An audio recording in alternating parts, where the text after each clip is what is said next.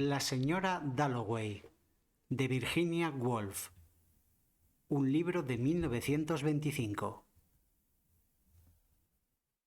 La señora Dalloway. La señora Dalloway decidió que ella misma compraría las flores. Sí, ya que Lucy tendría trabajo más que suficiente. Había que desmontar las puertas. Acudirían los operarios de Rumpelmayer. Y entonces Clarissa Dalloway pensó: ¡qué mañana diáfana! ¡Cuál regalada a unos niños en la playa! ¡Qué fiesta! ¡Qué aventura! Siempre tuvo esta impresión cuando, con un leve gemido de las bisagras, que ahora le pareció oír, abría de par en par el balcón en Bourton y salía al aire libre. ¡Qué fresco! ¡Qué calmo! Más silencioso que este, desde luego, era el aire a primera hora de la mañana, como el golpe de una ola, como el beso de una ola, fresco y penetrante. Y, sin embargo, para una muchacha de 18 años, que eran los que entonces contaba, solemne, con la sensación que la embargaba mientras estaba en pie ante el balcón abierto, segura de que algo horroroso estaba a punto de ocurrir. Mirando las flores, mirando los árboles con el humo que sinuoso surgía de ellos, y las cornejas alzándose y descendiendo, y lo contempló en pie hasta que Peter Walsh dijo: ¿meditando entre vegetales? ¿Fue eso? Prefiero los hombres a las coliflores. Seguramente lo dijo a la hora del desayuno, una mañana en que ella había salido a la terraza. Peter Walsh regresaría de la India cualquiera de estos días, en junio o julio. Clarissa Dalloway lo había olvidado debido a lo aburridas que eran sus cartas. Lo que una recordaba eran sus dichos, sus ojos, su cortaplumas, su sonrisa, sus malos humores. Y cuando millones de cosas se habían desvanecido totalmente, qué extraño era, unas cuantas frases como esta referente a las verduras. Se detuvo un poco en la acera para dejar pasar el camión de Durnall. Mujer encantadora la consideraba Scrooge Purvis, quien la conocía como se conoce a la gente que vive en la casa contigua en Westminster. Algo de pájaro tenía, algo de grajo, azul verde, leve, vivaz, a pesar de que ya había cumplido los 50 y de que se había quedado muy blanca a raíz de una enfermedad. Y allí estaba, como posada en una rama, sin ver a Scrooge Purvis, esperando el momento de cruzar, muy erguida. Después de haber vivido en Westminster, ¿cuántos años llevaba ahora allí? ¿Más de 20? Una siente, incluso en medio del tránsito, o al despertar en la noche, y de ello estaba Clarissa muy cierta, un especial silencio o una solemnidad, una indescriptible pausa, una suspensión, aunque esto quizá fuera debido a su corazón, afectado, según decían, por la gripe, antes de las campanadas del Big Ben. Ahora, ahora sonaba solemne. Primero un aviso, musical. Luego la hora, irrevocable. Los círculos de plomo se disolvieron en el aire. Mientras cruzaba Victoria Street, pensó: qué tontos somos. Sí, porque solo Dios sabe por qué la amamos tanto, por qué la vemos así, creándose, construyéndose alrededor de una, revolviéndose, renaciendo de nuevo en cada instante. Pero las más horrendas arpías, las más miserables mujeres sentadas ante los portales, bebiendo su caída, hacen lo mismo. Y tenía la absoluta certeza de que las leyes dictadas por el Parlamento de nada servían ante aquellas mujeres, debido a la misma razón. Amaban la vida. En los ojos de la gente, en el ir y venir y el ajetreo, en el griterío y el zumbido, los carruajes, los automóviles, los autobuses, los camiones, los hombres anuncio que arrastran los pies y se balancean, las bandas de viento, los organillos. En el triunfo, en el campanilleo y en el alto y extraño canto de un avión en lo alto, estaba lo que ella amaba, la vida, Londres, este instante de junio. Sí, porque el mes de junio estaba mediado. La guerra había terminado, salvo para algunos como la señora Foxcroft, que anoche, en la embajada, se atormentaba porque aquel guapo muchacho había muerto en la guerra y ahora un primo heredaría la antigua casa solariega. O como Lady Bessborough, a quien decían inauguró una tómbola con el telegrama en la mano, John, su predilecto, había muerto en la guerra, pero había terminado. A Dios gracias, había terminado. Era junio. El rey y la reina estaban en palacio, y en todas partes, pese a ser aún tan temprano, imperaba un ritmo, un movimiento de jacas al galope, un golpeteo de palos de cricket. Lords, Ascot, Ranelagh y todo lo demás. Envueltos en la suave red del aire matutino gris azulado que, a medida que avanzara el día, lo iría liberando, y en sus céspedes ondulados aparecerían las saltarinas jacas, cuyas manos, con solo tocar levemente el suelo, las impulsaban hacia lo alto.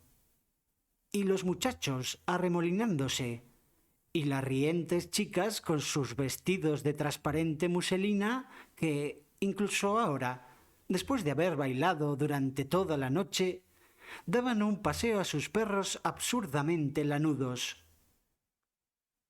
E incluso ahora, a esta hora, viejas y discretas viudas hacendadas pasaban veloces en sus automóviles, camino de misteriosas diligencias. Y los tenderos se asomaban a los escaparates para disponer los diamantes falsos y los auténticos, los viejos y preciosos broches verde mar con montura del siglo XVIII para tentar a los norteamericanos. Pero hay que economizar y no comprar temerariamente cosas para Elizabeth. Y también ella, amando lo cual lo amaba, con una absurda y fiel pasión, ya que antepasados suyos habían sido cortesanos en el tiempo de los Jorges, iba aquella misma noche a iluminar y adornar. Iba a dar una fiesta. Pero cuán extraño fue el silencio al entrar en el parque. La neblina, el murmullo, los felices patos de lento nadar, los panzudos pájaros de torpe andar.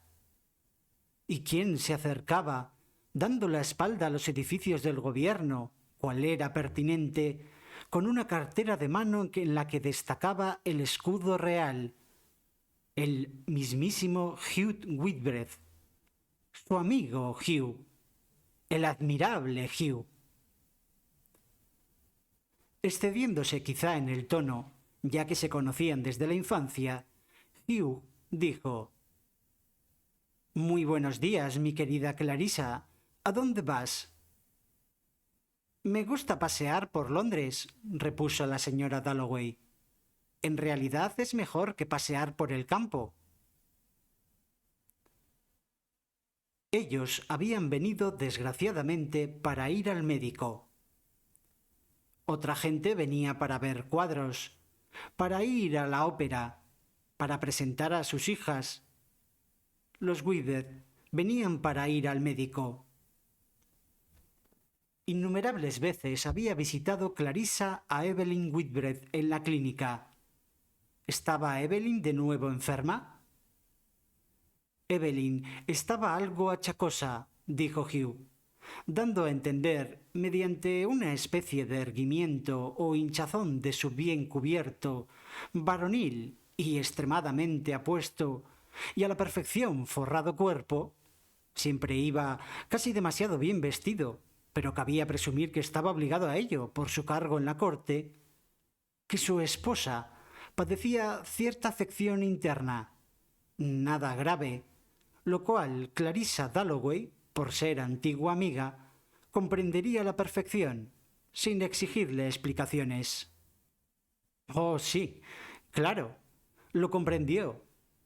¡Qué pesadez! Y experimentó sentimientos de hermandad, y al mismo tiempo tuvo rara conciencia de su sombrero. No era el sombrero adecuado a aquella temprana hora de la mañana, ¿verdad? Sí, ya que Hugh siempre le causaba esta sensación mientras parloteaba, y se quitaba el sombrero en ademán un tanto ampuloso, y le aseguraba que parecía una muchacha de 18 años, y le decía que, desde luego, que esta noche iría a su fiesta, por cuanto Evelyn había insistido en que así lo hiciera, aunque, eso sí, llegaría un poco tarde debido a que asistiría a la fiesta en palacio, a la que debía llevar a uno de los hijos de Jim, y le causaba la sensación de ser un poco desaliñada a su lado, un poco colegiala. Pero le tenía afecto, en parte por conocerle de toda la vida, y le consideraba buena persona a su manera, a pesar de que Richard no podía soportarlo, y a pesar de Peter Walsh, quien aún no había perdonado a Clarissa que la tuviera simpatía. Recordaba escena tras escena en Bourton. Peter furioso. Hugh, desde luego, no estaba a su altura en aspecto alguno, pero no era el perfecto imbécil que Peter creía. No era un puro y simple adoquín. Cuando su anciana madre le pedía que dejara de cazar o que la llevara a Bath, Hugh lo hacía sin rechistar. Carecía de egoísmo, y en cuanto a la afirmación formulada por Peter de que carecía de corazón, carecía de cerebro y carecía de todo, salvo de los modales y apostura del caballero inglés, bien cabía decir que era una de las peores manifestaciones del carácter de Peter. Peter podía ser intolerable, imposible, pero era adorable para pasear con él en una mañana así.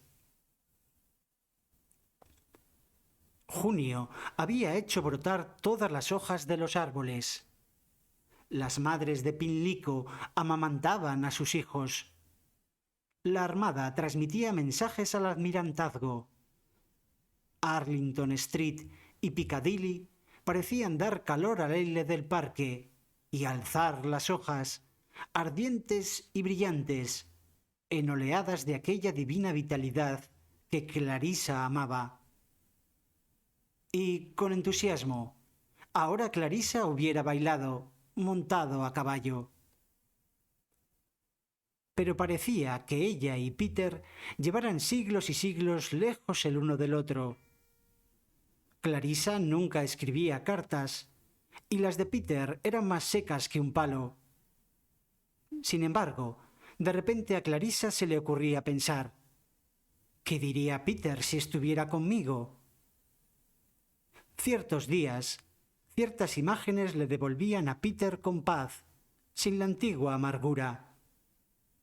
Quizás esto fuera la recompensa de haber comenzado a amar a la gente. Y regresaron las imágenes de una hermosa mañana en el centro de St. James Park. Sí, realmente regresaron. Pero Peter, por hermosos que fueran los árboles, o el césped, o la niña vestida de color de rosa, no veía nada. Si Clarissa se lo pedía, Peter se ponía las gafas y miraba. Lo que le interesaba era el estado del mundo, Wagner, la poesía de Pope, el carácter de las gentes eternamente y los defectos del alma de Clarisa. ¿Cómo la reñía? ¿Cómo discutían?